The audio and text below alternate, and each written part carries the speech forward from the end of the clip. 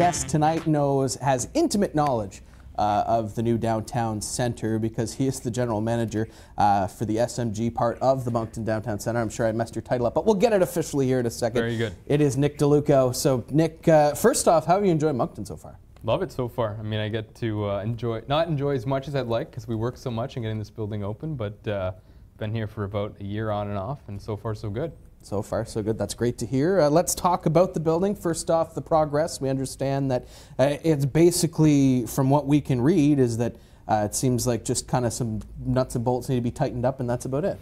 Exactly. That's it. It's perfect. It's ready to go. No, substantial completion has been reached, so the building is, for essentially the most part, ready to go, give or take a few things that need to be done. As a staff, we're looking to start getting in there next week, which is awesome for all of us. So it's now on to SMG. The city's going to pass it on to us for us to start managing and operating, and it's exciting times for all of us. I mean, we're in a temp office right now, fitting 15 people in a 4-person office, so everyone's excited to shift their things over to their new facility and new offices, and we're excited. That sounds like every startup ever. And I know SMG's not a startup, but you get the little... No, I mean, when you get, you got to jam them all in there. You're not getting the golden offices right now, so that's for sure. So as you mentioned, you guys are moving in next week. So first thing Monday morning, what are you doing? Once you get in that new office, what calling my ops director and saying, why is my internet not working and my phone's not working either is what I'm going to do. No, hopefully we're picking up phones, setting up emails, talking about shows, and figuring out how things are going to align from September on forward. So opening is a big one to work on too. So that's what we're focused on now. So let's talk shows, because there's already been a few that have been named. Keith Urban's coming, John Mellencamp's coming. Let's run down the list. Oh, you're going to put me on the spot. Keith Urban, John Mellencamp, Chicago, figure skating. Yeah, the Thank You Canada. Thank You Canada tour, Paw Patrol. Yeah, that's a big one for the kids. What am I missing? I'm missing Let's some see, more. We got the Wildcats. Yeah, we got the Wildcats. Yeah. Seinfeld's coming. Seinfeld is coming. Yes, Seinfeld is coming.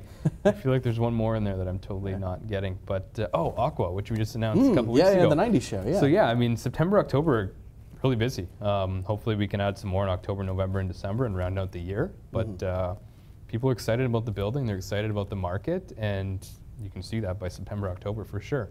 So we buy tickets, they keep coming, and everybody stays happy. Now, in the process of getting these shows together, was there any kind of an impression from bookers and those in the ilk that you guys have a good building now, we're going to come here now? Was that kind of the sentiment, or was it just kind of, this is a nice new building, we're going to come here?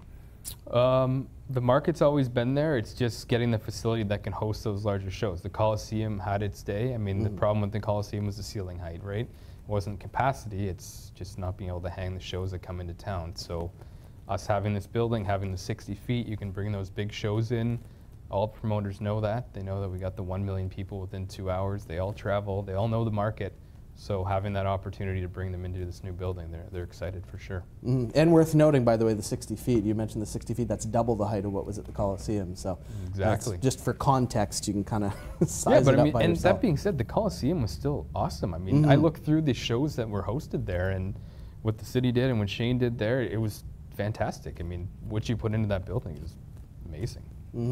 No, for sure. The Coliseum over its life has hosted some incredible shows, some incredible sporting events, for sure. And we hope for a new history to be forged here with the new building downtown, for sure. You and me both. Of course, everybody wants that. I think that that's a very fair and safe thing to say. We've talked about the shows that are coming. Do you think that kind of a pace will be expected for shows in the future? 8 shows in 2 months is a lot-ish. Again, if we sell the tickets, promoters are going to want to come back. So I'm hoping, selfishly, that happens. So would I expect 8 shows every 2 months? Probably not. If we can get that 4 to 6 range plus our hockey games, I mean, that keeps us pretty busy. That's generally where we'd like to be. But again, if we sell the tickets and the demand's there and the promoters know there's profit to make, they'll be back, I guarantee it. We'll get those switchover guys working hard, switching from the ice to the concert all the time. Yeah, they love nothing wrong with that. They love their conversions overnight. They do. that is for, if there's one thing that I've learned knowing some of those guys, they love working. That's a good segue into the hiring. So it is, yes, absolutely. So yes, you guys had a job fair last month. Yep. Ironically at the Moncton Coliseum, but you guys did have a job fair there. So what was the impression of that, and what's there going forward? Yeah, I mean, we hired anything from conversions to operations, food and beverage, ticketing, you name it, we are looking for part-time positions.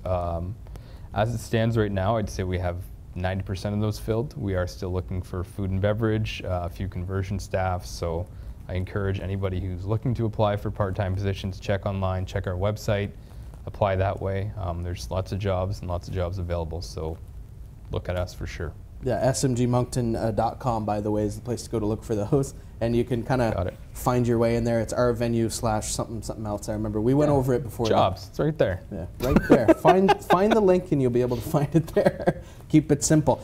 In your history, in your employment history, this is not your first rodeo of a new building in a market that's desperately needed it. You were in Kingston. Yep. Kingston, Ontario, which opened the K-Rock Centre, the beautiful K-Rock Centre. You were there for almost 10 years. Leon Centre now. The Leon Centre now. Thank you. I knew that name had just changed. Yep. But what was it like in Kingston when the new building opened, and do you see any kind of similarity here? Very much so. I see a lot of similarity. I mean, that was a building that 10 years ago, building a building downtown was still somewhat foreign, and what can actually come from it. You see the whole downtown come alive. I mean, parking is the thing that everybody talks about. Dispersed parking happened in Kingston too. It was not seen as a great thing, but in the end, I mean, people park away, they come early, they go to restaurants, they stay late, they go to bars. People enjoy the whole downtown atmosphere. Before a show like Cirque or events like that, you have people shopping in your shops, you have people consistently patronizing that area, hotels, overnight stays, all that stuff. In my mind, you have to build a building downtown to see that come to fruition like it has in Kingston, and I very much see Moncton being in that same light.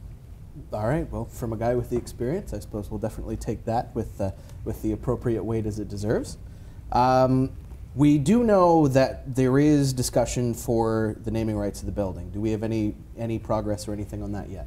Nothing I'm saying right now.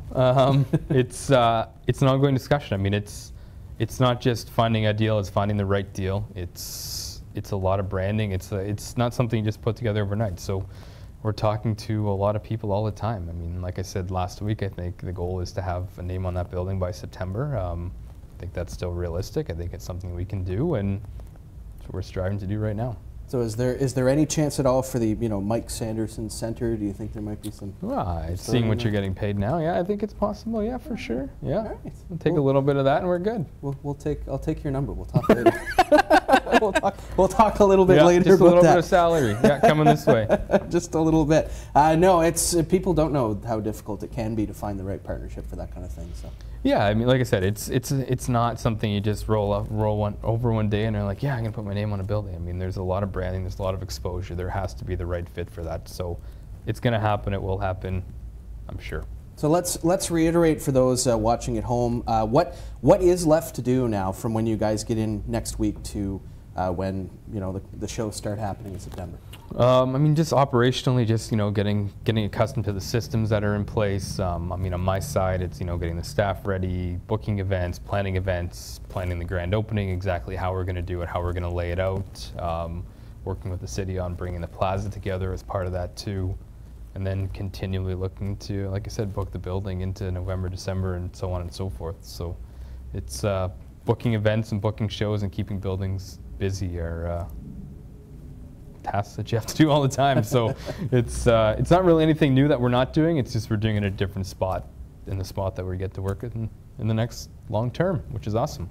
That is great, and it's great to hear that it is progressing to the fact we'll have a working building now, rather than watching it go up and watching new things being added. We'll actually be able to play in it. It's looked complete for months. It's crazy. It's beautiful. I mean, you walk inside, and the way Bird has done that building, it's gorgeous. I mean, it's clean. It's beautiful. It's fantastic. All right, so we have about a minute and a half. So there might be some, because this isn't run the same way as the Moncton Coliseum was, there might be a little bit of confusion from people. What is SMG's role in the running of the new Moncton Downtown Centre? Yeah, so SMG was hired by the City of Moncton to operate the facility on their behalf. So we've got a 20-year agreement with the city.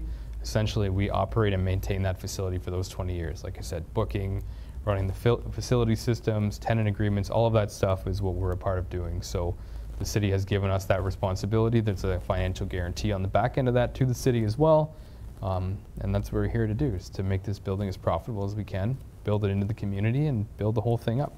It seems in 2018, from a booking standpoint, it's much easier to have someone handle the booking as opposed to the city that might be running a whole bunch of different stuff. Now they've got to handle booking as well. Do you find it's easier that with SMG to handle that almost as its own entity rather than, I mean, from a city perspective, with so much more to look at? I mean, this is what we do, right? I mean, we manage 240 some odd facilities, whether it be convention centers, theaters, arenas in the world. We have great connections, we have great networks. It's kind of what we do, right? It's our niche, it's how we survive. So I think we bring a lot to the table, especially when it comes to booking events and larger scale, smaller scale, niche events. We have all that experience, and we have the people that we can draw on who have done it in the past. So I think we are a big help to the city, to the community, in continuing to build this building. And we'll definitely see what you guys can come up with in the fall and beyond. Nick DeLuco, thank you so much for joining us. Thank you very much. Appreciate you guys having me.